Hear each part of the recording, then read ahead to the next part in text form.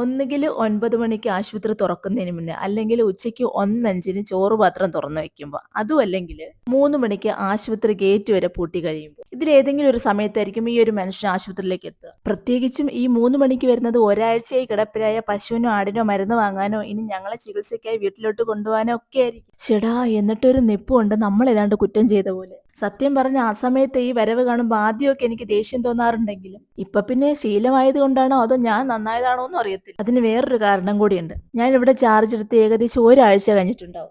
ഈ പുള്ളി ഒരു കെട്ട് പേപ്പറുകളുമായിട്ട് ആശുപത്രിയിലോട്ട് വന്ന് അതിൽ ഒരു സെറ്റ് എടുത്ത് എന്റെ നേരെ നീട്ടി. വിവരാവകാശമാണ്. നിങ്ങൾക്കറിയോ, സത്യം പറഞ്ഞാൽ ഈ വിവരാവകാശം ചിലപ്പോഴൊക്കെ വിവരമില്ലാത്തവന്റെ അവകാശമായി മാറാറുണ്ട്.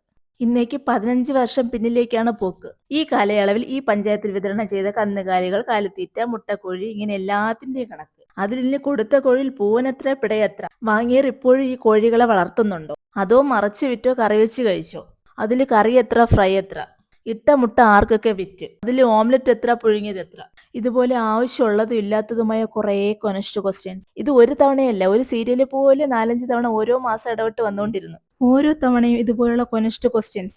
എപ്പോഴും ഒരു കെട്ട് പേപ്പറുമായിട്ട് വന്നിട്ടാണ് ഒരു ബണ്ടിൽ അവിടെ തരുന്നത്. ഒരു ദിവസം ഞാനതങ്ങ് ചോദിക്കാൻ തന്നെ തീരുമാനിച്ചു.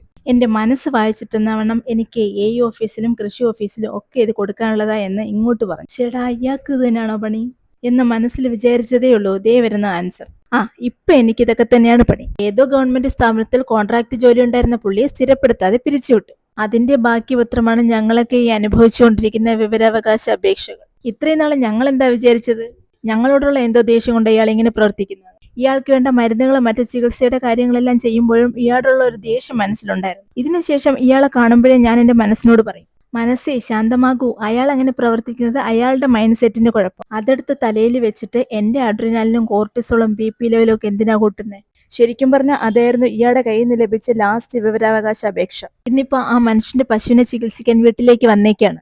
ഞങ്ങളെ കണ്ടപ്പോൾ ഒരു പുഞ്ചിരിയോടെ പുറത്തേക്ക് ഇറങ്ങി വന്ന ആ മനുഷ്യനെ കണ്ടപ്പോൾ എന്റെ മനസ്സിൽ ഓടിയെത്തിയതാണ് ഈ ഫ്ലാഷ് ബാക്ക്. ലഞ്ച് ബ്രേക്കിന് ഞങ്ങൾക്ക് ചികിത്സിക്കാൻ വരാൻ തക്കത്തിന് അസുഖ വിവരങ്ങളൊക്കെ നേരത്തെ ആശുപത്രിയിൽ വന്ന് പറഞ്ഞിട്ടുണ്ടായിരുന്നു. ശരിക്കും നമ്മൾ നമ്മുടെ മൈൻഡ് സെറ്റും ചിന്താഗതിയും മാറ്റിയാൽ മതി, മറ്റുള്ളവർ താനെ ശരിയായിക്കോളും.